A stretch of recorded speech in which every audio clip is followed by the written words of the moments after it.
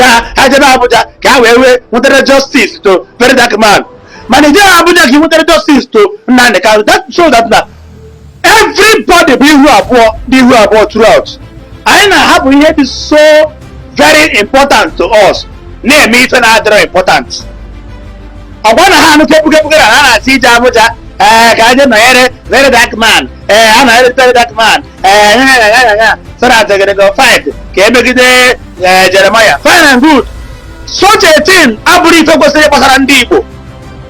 Mande bara flight aba. Now we are here. We have arrived here in Abuja. For the court case of Verydarkman Oje Bitiko Bonye Wari. We want to make sure that Christianity, we level them, we clear them, we do this, we do that. Oye mera yi fa. Ndere ni fu bara flight eje Abuja ma all the whole nda blogger.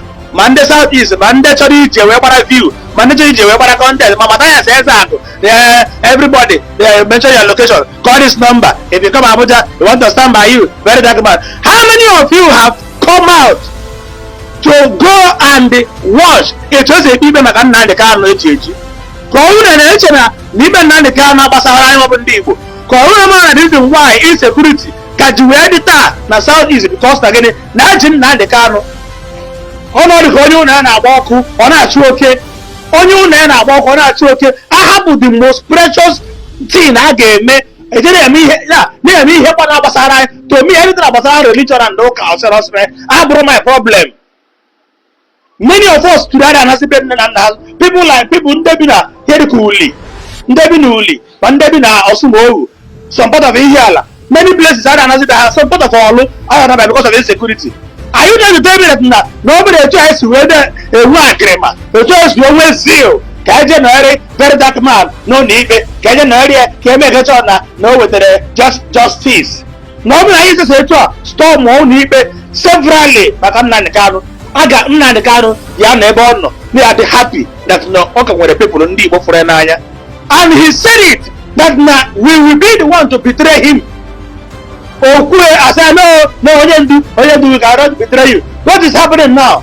How many times Kamataya see Pogoroku?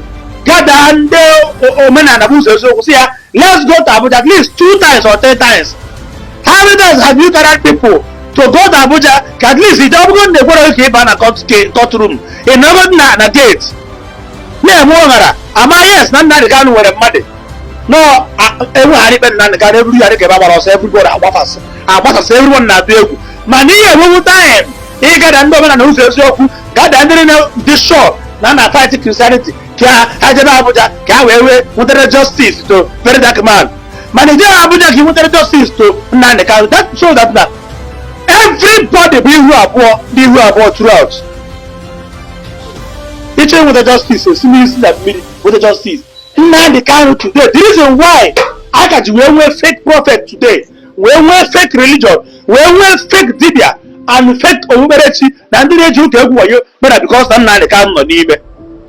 Who have time? Who will time? More than Nnamdi Kanu dey broadcast every Wednesday, every Sunday and Monday. Who will time? Which adoration? Who will time? Which Omerechi is not a Jacoka because that prophecy of Nnamdi Kanu is the number one prophecy. Everybody, every human being can do what? Can embrace. All since Nnamdi Kanu to not need me for over 3 years now. Adoration me to work for the side. Name is Ongara. For the name say for the name prophecy. I never see no matter that I'm happening because Nnamdi Kanu no need me. Many platforms today they grow. Now but I go on Facebook, but Nnamdi Kanu no need me.